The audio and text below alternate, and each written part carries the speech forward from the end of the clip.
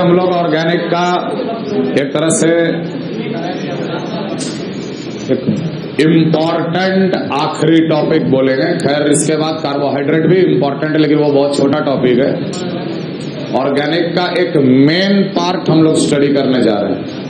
ध्यान रखना कि इस टॉपिक से कम 20% ऑर्गेनिक का सवाल होगा ही होगा। मतलब अगर टोटल नंबर ऑफ क्वेश्चन 12 आता है तो कम से कम 2 से 3 सवाल जो है वो कम से कम एरोमेटिक से ही आता है सीधे सीधे। और इस टॉपिक को ज्यादा इंपॉर्टेंस देते हुए इसको पढ़ाई करेंगे, है ना। बहुत आसान टॉपिक है, मैकेनिज्म नहीं के बराबर है। इसे कॉम्प्लिकेटेड मैकेनिज्म आप पहले पढ़ चुके हो, इसमें तो मैकेनिज्म बहुत सिंपल होता है। एक बार जनरल बता देंगे और उसके बाद सीधे लिखते चले जाएंगे रिएक्शन। ये रिएक्शंस इसमें याद करने हैं, सारे रिएक्शंस रिएजेंट के अनुसार याद करना। It is a very very important topic. हम पहले बता दे रहे, very very important topic aromatic chemistry.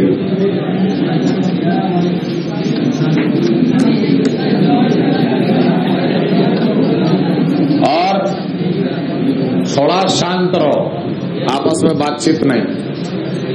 Aromatic chemistry basically it is a study of benzene and benzenoids. Study of benzene and benzenoids, their physical and chemical property, their physical and chemical properties,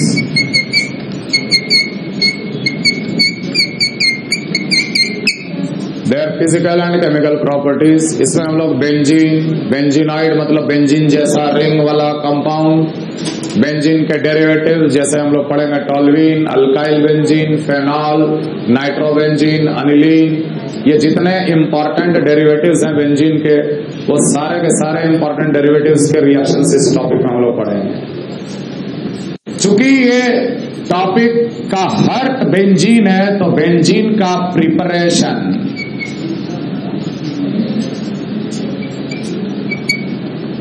benzene का preparation कुछ important जो हम लोग already पहले discuss कर चुके हैं, उसको बस क्लासिफाई कर लो कि जैसे एक अल्केन है मान लो पहला, इस अल्केन को एन हेक्सेन को जब हम लोग catalyst mixture Al2O3 plus Cr2O3 plus MOO3 के साथ जब स्ट्रांगली हीट करते हैं तो अल्केन सीधे एरोमेटाइज हो जाता है बेंजीन रिंग में। अगर हम लोग को अल्कीन से देखना पड़े, अल्कीन साइक्लोहेक्सीन या साइक्लोहेक्साडाइन, कॉन्जुगेटेड या आइसोलेटेड,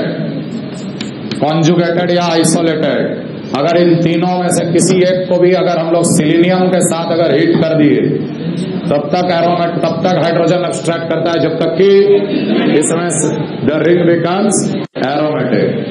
तीसरा इंपॉर्टेंट प्रिपरेशन अल्काइन से, जब हम लोग असिटिलीन को रेड हॉट आयरन ट्यूब में पास करते हैं, रेड हॉट आयरन ट्यूब में पास किया जाता है तो ये ट्राइमराइज कर जाता है, ट्राइमराइजेस, और ट्राइमराइज करके दे देता है benzene.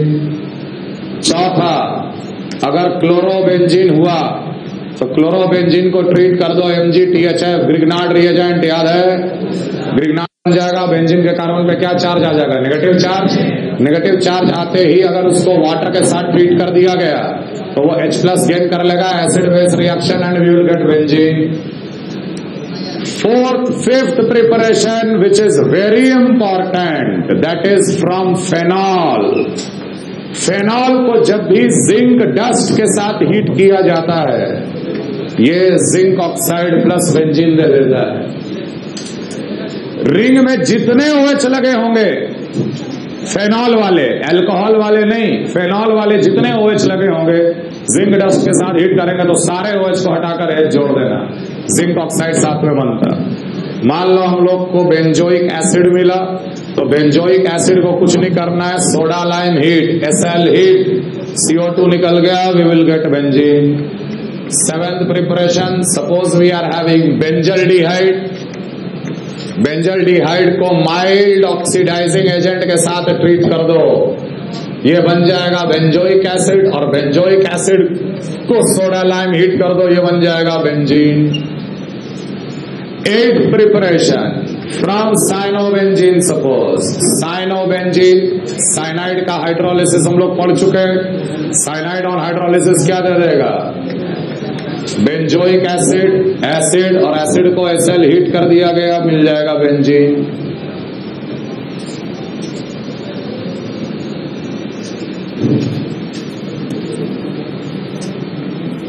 Nine,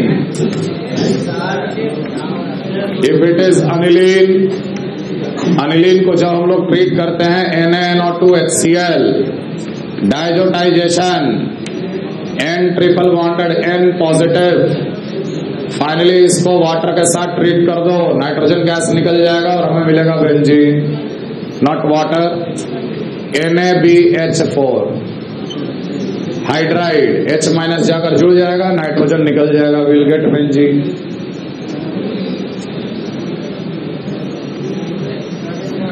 last nitrobenzene, nitrobenzene को अगर हम लोग ट्रीट कर दिए SnHCl या FeHCl, ये अनिलीन में कन्वर्ट हो जाता है, और अनिलीन में कन्वर्ट होते ही हम लोग ऊपर वाला मेथड फॉलो कर लेंगे, NaNO2HCl and second NaBH4, we will get benzene. So these are few important method of preparing benzene.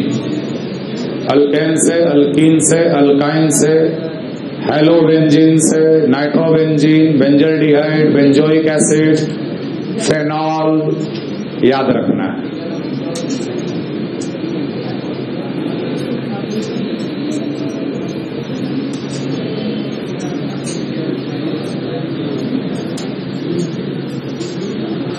ये जितने भी रिएक्शन मैंने यहाँ पर लिखे हैं, मैक्सिमम रिएक्शन का मैकेनिज्म आएगा, आगे जैसे जैसे पढ़ेंगे वैसे वैसे मैकेनिज्म आते चला जाएगा, खासकर वो डाइजोटाइजेशन वाला, नाइट्रोबेंजीन वाला।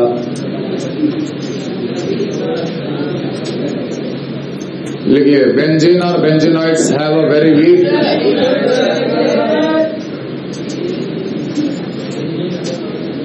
benzene or benzenoids have a very weak pi electron cloud because of benzene or benzenoids have a very weak pi electron cloud because of high resonance energy and aromaticity. Benzene or benzenoids have very weak pi electron cloud. Benzene or benzenoids have very weak pi electron cloud because of high resonance energy, because of high resonance energy and aromaticity.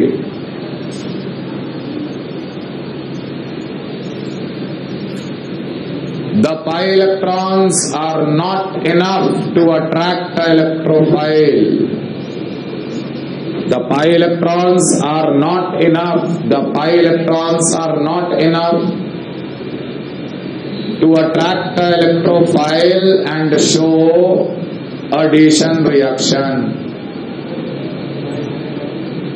Pi electrons are not enough to attract the electrophile and show electrophilic addition reaction like alkene. The pi electrons are not enough to attract electrophile and to show electrophilic addition reactions like alkene. Alkene क्या show करता है? Electrophilic addition reaction, H plus gain करके carbocation बना लेता था, लेकिन benzene के सामने H प्लस लेके जाओगे कुछ नहीं होगा, बेंजीन H प्लस गेन करेगा ही नहीं, क्योंकि बेंजीन का पाई इलेक्ट्रॉन बहुत ही वीक होता है, बहुत ही हाई रेजोनेंस और हाई एरोमेटिसिटी के कारण पाई इलेक्ट्रॉन इतना ज्यादा डिलोकलाइज्ड है कि कहीं भी पाई हमेशा पार्शियल पाई के फॉर्म में, और वो पाई इलेक्ट्रॉन का डेंसिटी इतना ज्यादा नहीं है कि किसी इलेक्ट्रोफाइल को अट्रैक्ट करे और अपने में जोड़ ले, जैसे कि अल्कीन जोड़ता है। इसलिए बेंजीन या बेंजीनॉइड किसी भी प्रकार का इलेक्ट्रोफिलिक एडिशन रिएक्शन शो नहीं करता। बेंजीन और benzenoid never show AE reaction. Benzene or benzenoid never show AE reaction. Benzene और बेंजीनॉइड नेवर शो एई रिएक्शन. एई मतलब इलेक्ट्रोफिलिक एडिशन रिएक्शन. बेंजीन और benzenoid does not show AE reaction. Therefore, they do not decolorize bromine water. Therefore, they do not decolorize bromine water or Bayer's reagent. Therefore, they do not decolorize bromine water or Bayer's reagent. Therefore, they do not decolorize. Decolorize माने colorless करना. Therefore, they do not decolorize bromine water or Bayer's reagent. हम लोग ये सोचते हैं कि किसी भी नॉर्मल अल्कीन में पाई बॉन्ड है. अरे बेंजीन में भी तो पाई बॉन्ड है.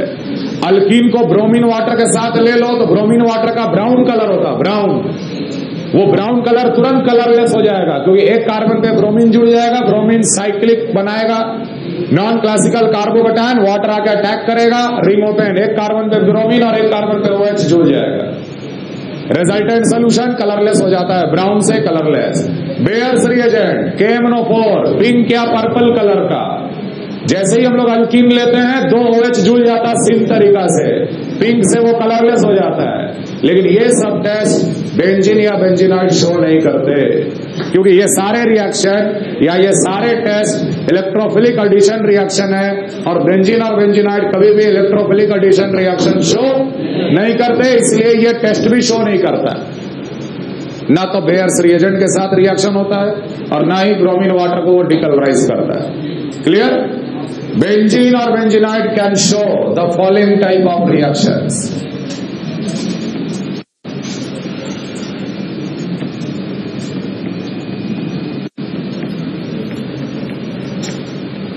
Benzene or benzenoid can show the following type of reaction. Benzene can show following type of reaction.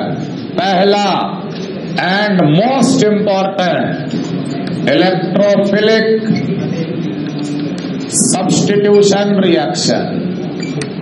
Electrophilic substitution reaction, इसको AES बोला जाता है. Aromatic electrophilic substitution. Aromatic electrophilic substitution या कभी कभी इसको SNE बोला जाता है, electrophilic substitution. Benzene can show electrophilic substitution reaction. Second, benzene can show nucleophilic substitution reaction, या तो SNAE से या तो SNEA से. जाओ एक बैटरी लेके आओ जल्दी जल्दी.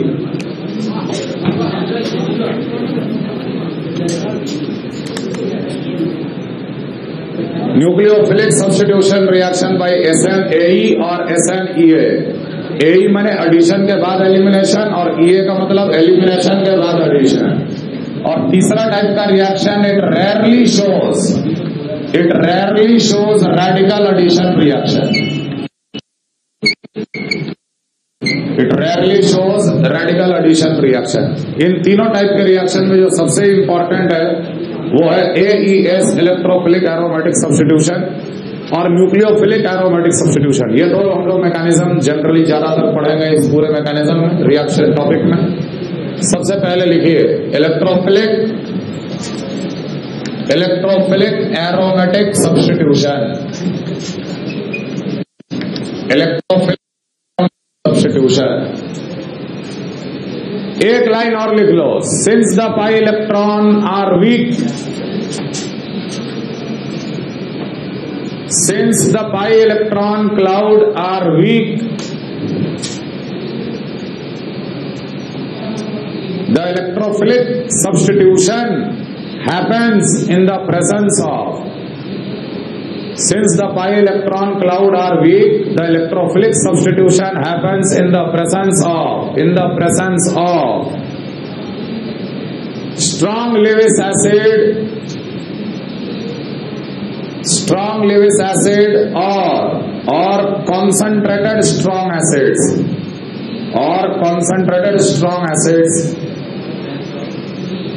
Presence of strong Lewis acid और concentrated strong acids.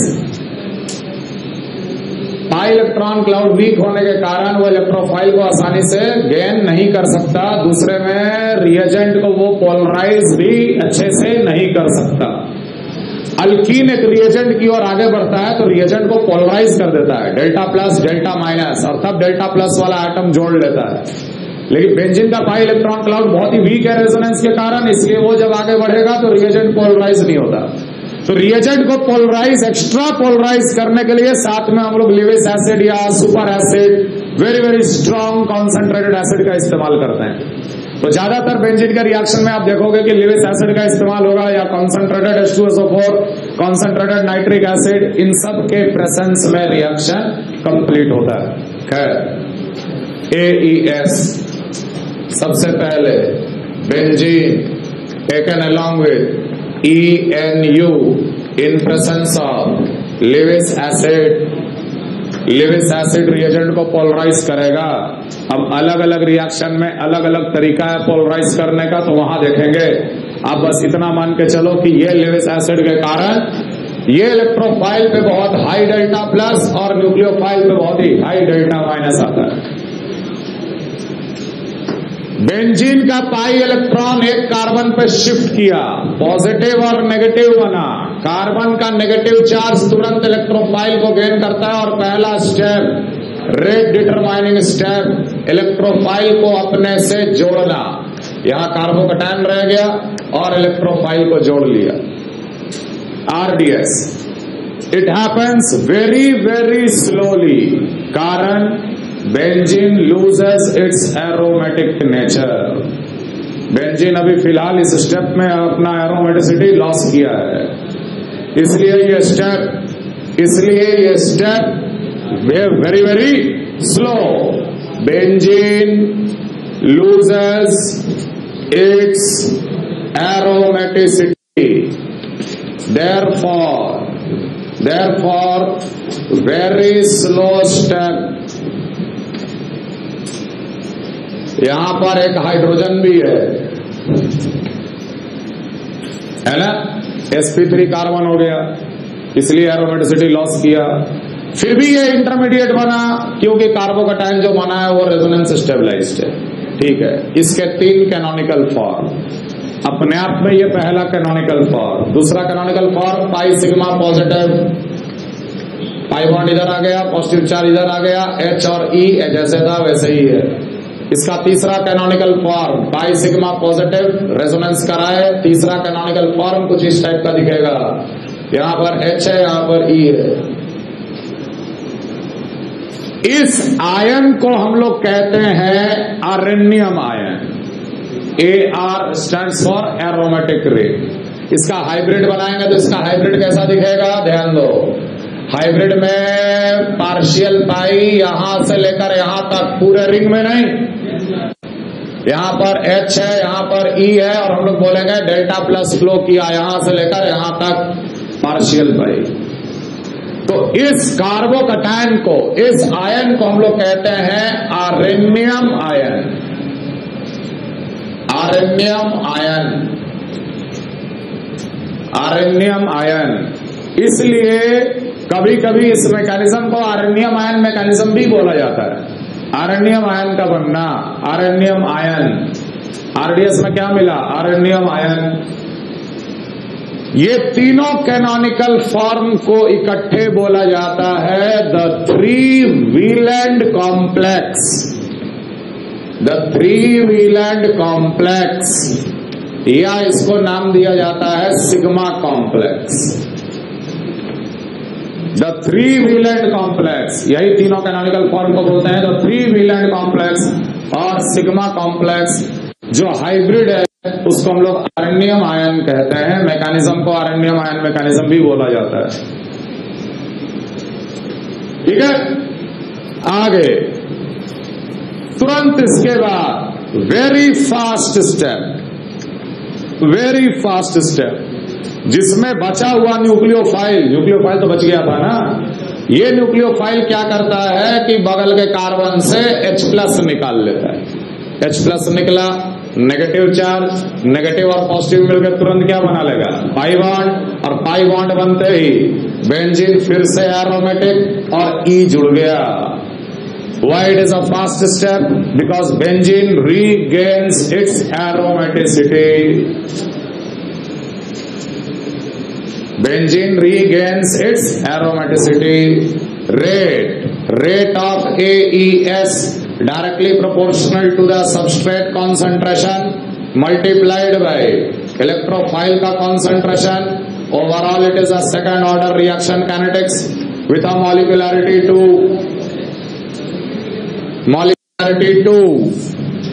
Potential energy diagram का प्लॉट में potential energy versus reaction coordinate. शुरू में बेंजीन और इलेक्ट्रोफाइल था, पहला स्टेप आरडीएस, यहां बना आरएनएम आयन,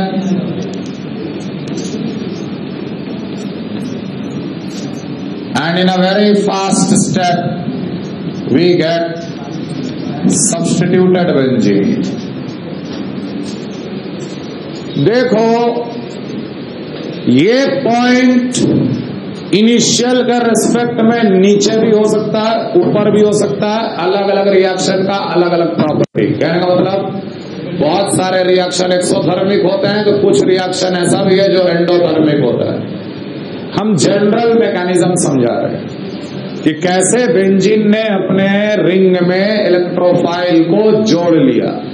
इसे सब्स्टिट्यूशन क्यों बोला गया? क्योंकि इलेक्ट्रोफाइल हाइड्रोजन को हटाकर उसके जगह पे जुड़ रहा है, H हटा कार्बन से और उसके जगह पे इलेक्ट्रोफाइल जुड़ा, therefore it is electrophilic substitution process. In general AES does not show kinetic, isotopic effect of H since H removal is involved in fast step. H removal is involved in fast step. Fast step में H निकला, fast step में H निकले या D निकले या T निकले, overall rate को कोई फर्क नहीं पड़ेगा। इसलिए ये mechanism kinetic isotopic effect show नहीं करता है। लेकिन other than iodination and sulphonation, आगे पढ़ेंगे, ये दोनों रिएक्शन में आइसोटोपिक इफेक्ट ऑब्जर्व होता है। Iodination of benzene and sulphonation of benzene, ये दोनों रिएक्शन के अलावा किसी भी रिएक्शन में kinetic isotopic effect in general observe नहीं होता। कहने का मतलब H के जगह D भी रहता तो रिएक्शन वही रेट से चलता।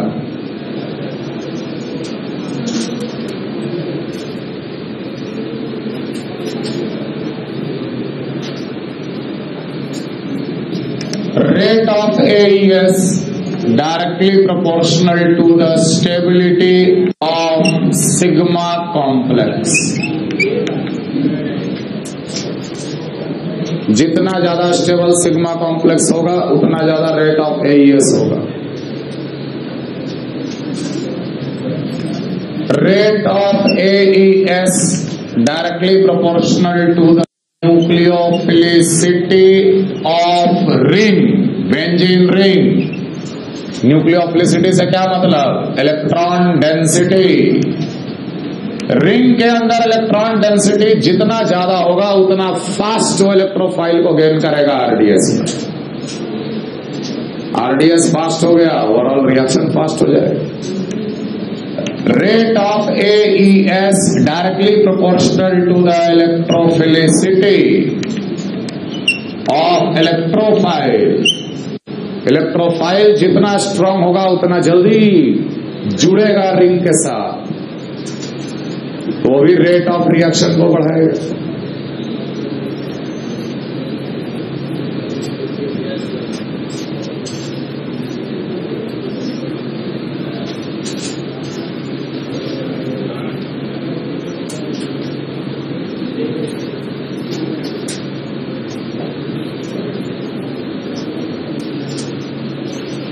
The incoming electrophile.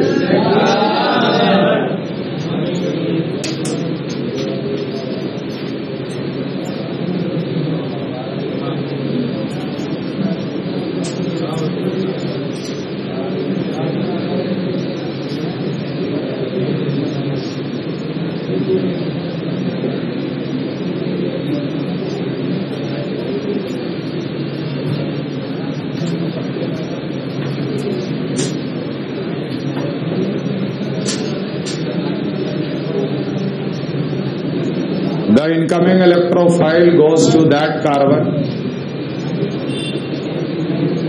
The incoming electrophile goes to that carbon where the electron density is maximum. The incoming electrophile goes to that carbon where the electron density is maximum.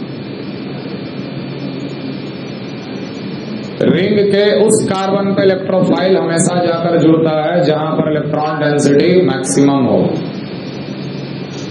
If the electron density is nearly same on all the carbon, if the electron density is same on all the carbon, then if the electron density is same, nearly same on all the carbon atoms, then the incoming electrophile, then the incoming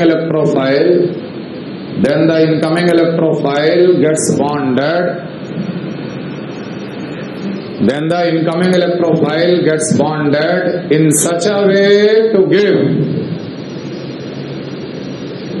Then the incoming electrophile gets bonded in such a way to give more stable sigma complex. More stable sigma complex. इस line का मतलब ये समझो, ये electrophile जो जुड़ने वाला है उसी को हम इनकमिंग इलेक्ट्रोफाइल कह रहे हैं. अगर इस रिंग में कोई एक कार्बन पे इलेक्ट्रॉन डेंसिटी सबसे ज्यादा होता तो इलेक्ट्रोफाइल हमेशा उस कार्बन पे जाकर जुड़ता. लेकिन अगर सारे कार्बन पे इलेक्ट्रॉन डेंसिटी अगर नियरली सेम है तो इलेक्ट्रोफाइल कुछ उस तरीके से जुड़ता है जिससे हमें सबसे ज्यादा स्टेबल पॉसिबल सिग्मा कॉम्प्लेक्स मिले. पॉइंट समझ में आ रहा? ये दो पॉइंट बेंजीन रिंग के लिए नहीं है, क्योंकि बेंजीन रिंग के सारे कार्बन आइडेंटिकल है, इलेक्ट्रॉन डेंसिटी भी आइडेंटिकल है और कहीं भी जोड़ लो आर्नियम आयन भी सेम ही मिलेगा. लेकिन दूसरे बेंजीनॉइड के लिए ये स्टेटमेंट बहुत ही इंपॉर्टेंट है. इस तरफ कॉपी कर लिए पूरा.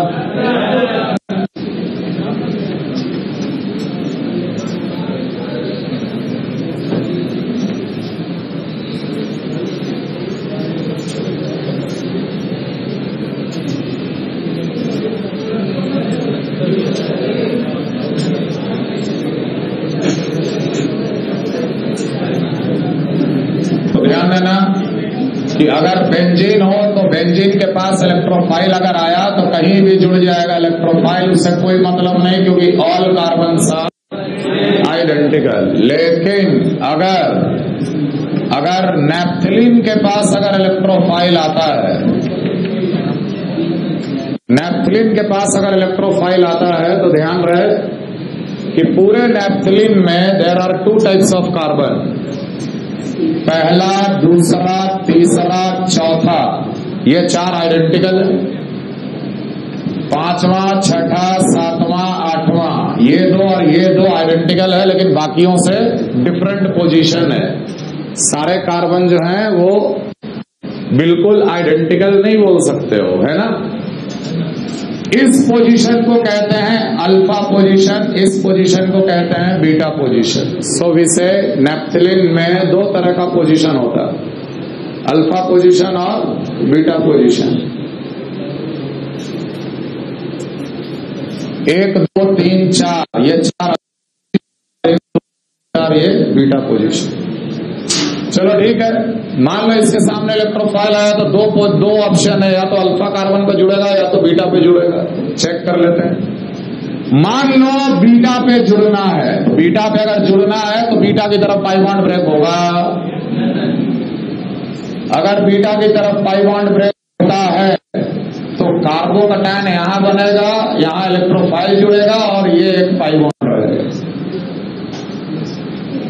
और वही चीज अगर ये बीटा पे नहीं जुड़ के अल्फा पे अगर जुड़ता है, पाई बॉन्ड शिफ्ट किए नेगेटिव चार्ज के साथ इलेक्ट्रोफाइल अगर जुड़ा, तो इलेक्ट्रोफाइल यहां आ गया, पॉजिटिव चार्ज यहां पर और पाई बॉन्ड यहां पर। ध्यान देना, बेंजीन नैप्थलीन के रिंग में दोनों रिंग एरोमेटिक है तो सारे कार्बन पे इलेक्ट्रॉन डेंसिटी नियरली सेम है। ये दोनों को बोलेंगे वीलेंट कॉम्प्लेक्स या सिग्मा कॉम्प्लेक्स। जब नियरली सेम होता है इलेक्ट्रॉन डेंसिटी तो इलेक्ट्रोफाइल उस तरीके से जुड़ता है जिससे हमें ज्यादा स्टेबल सिग्मा कॉम्प्लेक्स मिले। बताओ इन दोनों में कौन ज्यादा स्टेबल और क्यों ज्यादा स्टेबल, ऊपर के नीचे? ध्यान देना, ये अपने आप में पहला कैनोनिकल फॉर्म है और बाई सिग्मा पॉजिटिव एक और रेजोनेंस कराएंगे तो दूसरा कैनोनिकल फॉर्म बन जाएगा। जब तक कि दो कैनोनिकल फॉर्म बने तब तक एक रिंग एरोमेटिक रहेगा। लेकिन इसमें देखो, पॉजिटिव चार्ज जैसे ही अंदर एंट्री मारा, इसके पास और कोई ऑप्शन है नहीं, पॉजिटिव चार्ज जैसे ही एंट्री मारा रिंग की एरोमेटिसिटी लॉस। तो इसके कैनोनिकल फॉर्म में सिर्फ एक ही ऐसा स्ट्रक्चर है जिसमें एक एरोमेटिक रिंग है, लेकिन इसके कैनोनिकल फॉर्म में दो ऐसे स्ट्रक्चर मिलेंगे जिसमें एरोमेटिक रिंग है। More is the number of benzenoid structure, more is the stability. Price rule नाम सुने हो? ये नहीं मिलेगा, ये मिलेगा। तो हमेशा ध्यान रखना, नैप्थलीन में इलेक्ट्रोफाइल इन जनरल हमेशा अल्फा पोजीशन पर जुड़ता है। Clear? Okay. Next system is heterocyclic. जैसे मान लो बोले पाइरोल का रिंग भी इलेक्ट्रोफाइल एरोमेटिक है, और अगर इसके सामने अगर इलेक्ट्रोफाइल आया तो कौन से कार्बन पर जुड़ना चाहिए? ऑब्वियसली इसके पास भी दो तरह के कार्बन है, ये दोनों कार्बन अलग है और ये दोनों कार्बन अलग है। ये भी एरोमेटिक रिंग, बेंजीन जैसा ही एरोमेटिक ये भी। क्लियर? ऑप्शन फिर से, मान लो कि ये पाई बॉन्ड हम इस तरफ ब्रेक किए तो यहाँ पॉजिटिव आएगा, यहाँ नेगेटिव आएगा, नेगेटिव वाले के साथ इलेक्ट्रोफाइल जुड़ जाएगा तो हमें जो सिग्मा कॉम्प्लेक्स मिलेगा, सिग्मा कॉम्प्लेक्स जो मिलेगा यहाँ पर पॉजिटिव चार्ज और यहाँ पर इलेक्ट्रोफाइल। और दूसरी पॉसिबिलिटी ये हो सकती है कि अगर ये पाई बॉन्ड ऊपर की ओर अगर ब्रेक करता, ऊपर की ओर अगर ब्रेक करता तो नाइट्रोजन का लोन पेयर यहाँ पर H पॉजिटिव, इलेक्ट्रोफाइल यहाँ pi bond. Which is more stable? ऊपर वाला सिग्मा कॉम्प्लेक्स कि नीचे वाला सिग्मा कॉम्प्लेक्स? तो देखने में लगता है कि नीचे वाला, क्योंकि तुरंत तुम लोग देख पा रहे हो कि लोन पेयर का बैक बॉन्डिंग हो रहा है। क्या ये पॉजिटिव चार्ज को बैक बॉन्डिंग नहीं मिलेगा क्या? बाई सिग्मा पॉजिटिव एक बार रेजोनेंस करा पॉजिटिव चार्ज यहाँ, उसको मिल जाएगा बैक बॉन्डिंग। तो बैक बॉन्डिंग यहां भी है, बैक बॉन्डिंग यहां भी है, लेकिन ज्यादा रेजोनेंस ऊपर, कम रेजोनेंस नीचे। समझ में आ रहा है? यहां पर नाइट्रोजन के बदले ऑक्सीजन हो या सल्फर हो, पाइरोल, फुरान और थायोपीन तीनों हेट्रोसाइक्लिक एरोमेटिक मॉलिक्यूल होते हैं। हमेशा इस पोजीशन पे इलेक्ट्रोफाइल जुड़ता है।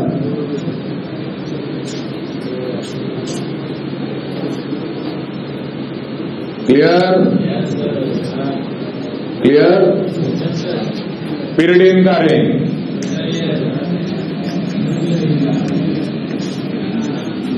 के सामने इलेक्ट्रोफाइल आए, कौन से कार्बन पे जुड़ना चाहिए इलेक्ट्रोफाइल?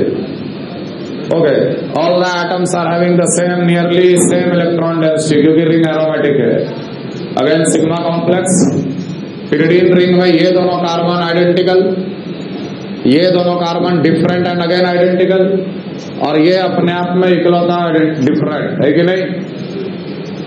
तो यहां पर दो तरीके से हम लोग देखेंगे। मान लो ये पाई बॉन्ड इस तरफ शिफ्ट किया, सोच के देखना, अगर ये पाई बॉन्ड इस तरफ शिफ्ट कर जाएगा तो इस कार्बन पर नेगेटिव आएगा और कहां पॉजिटिव आएगा? नाइट्रोजन पे। सिचुएशन कुछ ऐसा बन जाएगा, सिचुएशन कुछ ऐसा बन जाएगा। क्या ये सिचुएशन अलाउड है? हाईली इलेक्ट्रोनेगेटिव एटम के पास 6 इलेक्ट्रॉन और positive charge, highly unstable, highly unstable, इसलिए इलेक्ट्रोफाइल के इस कार्बन पे तो जा ही नहीं सकता। अब बचा 2 ऑप्शन, ये सेकंड और थर्ड। मान लेते हैं कि ये पाई बॉन्ड शिफ्ट किया इस तरफ, जैसे ही शिफ्ट करेगा ये बन जाएगा पॉजिटिव यहां और इलेक्ट्रोफाइल यहां। दूसरी पॉसिबिलिटी थी कि पाई बॉन्ड उस तरफ शिफ्ट करता, उस तरफ अगर शिफ्ट करता तो सिचुएशन कुछ ऐसा बन जाता कि इलेक्ट्रोफाइल यहां पर, पॉजिटिव चार्ज यहां पर। कौन सा स्टेबल है सिग्मा कॉम्प्लेक्स, ऊपर के नीचे? ज्यादा स्टेबल है। पाई सिग्मा पॉजिटिव जैसे ही रेजोनेंस कराओगे वही सिचुएशन हो जाएगा जिस कारण से हम छोड़ दिए थे। 6 इलेक्ट्रॉन वाला नाइट्रोजन विद पॉजिटिव चार्ज, और ये देख अगर रेजोनेंस हुआ तो पाई सिग्मा पॉजिटिव चार्ज आया इस कार्बन पे। बैक बॉन्डिंग नहीं होता बेटा। कभी भी ऐसा एटम बैक बॉन्डिंग या रेजोनेंस नहीं करता है। लोन पेयर, ऐसे एटम का लोन पेयर रेजोनेंस में पार्टिसिपेट नहीं करता है। वेरी बेसिक, ये lone pair sp2 hybrid orbital में, ये प्योर p ऑर्बिटल में नहीं है। No back bonding. Positive charge resonance करके इस कार्बन पे आया, रेजोनेंस करके चला जाएगा इस कार्बन पे, नाइट्रोजन पे आएगा ही नहीं। नाइट्रोजन पे आता तब तो हाईली अनस्टेबल होता, लेकिन यहां तो पहले बार में ही नाइट्रोजन पे आएगा और हाईली अनस्टेबल। पिरिडीन के रिंग पे इस कार्बन पे इलेक्ट्रोफाइल को जोड़ना है।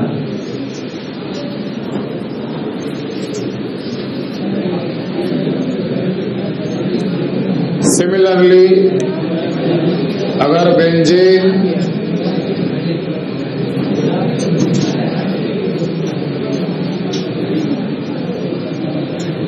और पाइरोल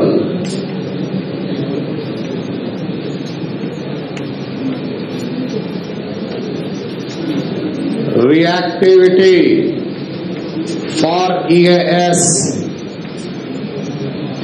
बेंजीन और पाइरोल में कौन ज्यादा रिएक्टिव है?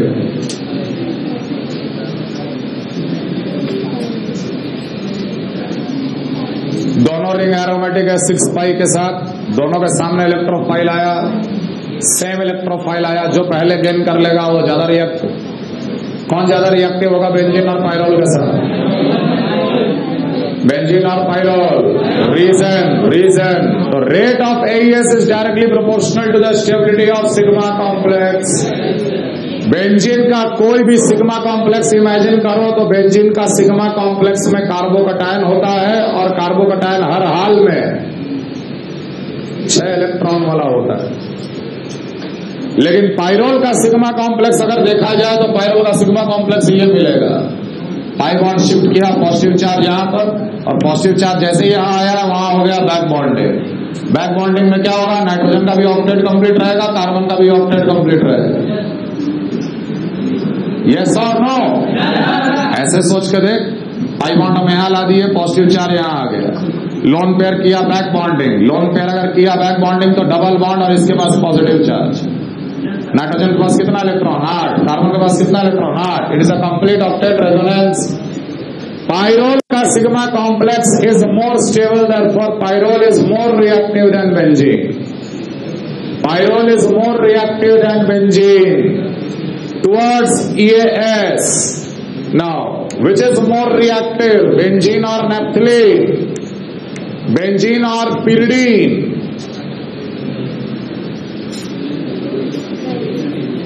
बेंजीन और पिरिडीन। तो इस केस में भी देखो, ये पिरिडीन का सिग्मा कॉम्प्लेक्स है, ऐसे रिएक्शन चलेगा। ये बेंजीन का सिग्मा कॉम्प्लेक्स है। पिरिडीन में भी पॉजिटिव चार्ज कार्बन से कार्बन, कार्बन से कार्बन नहीं आएगा। बेंजीन में भी कार्बन से कार्बन, कार्बन से कार्बन, यहां भी 6 इलेक्ट्रॉन। यहां ऑक्टेट वाला तो चक्कर ही नहीं है। बेंजीन के रिंग में कोई इलेक्ट्रोनेगेटिव एटम नहीं है, लेकिन pyridine के रिंग में ये नाइट्रोजन जो है वो इलेक्ट्रोनेगेटिव एटम है, जिसके कारण वो क्या शो करेगा, -I। और -I के कारण कार्बोकैटायन की स्टेबिलिटी क्या हो जाएगी, कम, लेस स्टेबल। pyridine का sigma complex less stable, therefore benzene is more reactive than pyridine, but benzene is less reactive than pyrrole। therefore very important, मान लो बेंजीन का रिंग और पाइरोल का रिंग दोनों अगर फ्यूज्ड है, ऐसे मॉलिक्यूल को बोला जाता है इंडोल। इसके पास इलेक्ट्रोफाइल आया तो कौन से रिंग में जुड़ेगा, बेंजीन वाले रिंग में कि पाइरोल वाले रिंग में? Obviously pyrrole is more reactive than benzene, तो जुड़ेगा पाइरोल वाले रिंग में। और ध्यान रहे, इसे याद कर लेना कि पाइरोल वाले रिंग में जुड़ता है और वो इस पोजीशन पे जुड़ता है। पाइरोल जब अकेला रहता है तो इस कार्बन पे जुड़ता है, लेकिन बेंजीन के साथ जब है फ्यूज तो इस कार्बन पे। रीजन, अरे जब जो हम अभी तक समझाते आ रहे थे वो समझाना यहां भी समझा देंगे, लेकिन हर जगह हम लोग नहीं, ये याद कर लो सीधा सीधा। सिमिलरली जब बेंजीन और pyridine का रिंग दोनों फ्यूज्ड रहता है तो ऐसे मॉलिक्यूल को हम लोग कहते हैं क्विनोलिन। क्विनोलिन, क्विनोलिन मॉलिक्यूल अगर इसके सामने इलेक्ट्रोफाइल आया तो कहां जोड़ेंगे, बेंजीन में कि pyridine में? Benzene is more reactive then pyridine। और ध्यान रहे, इस क्विनोलिन में जो इलेक्ट्रोफाइल जुड़ता है वो बेंजीन के रिंग पे जुड़ता है और बेंजीन के रिंग पे यहां जाकर जुड़ता है। तो ये दोनों सीधे मेमोराइज कर लेना।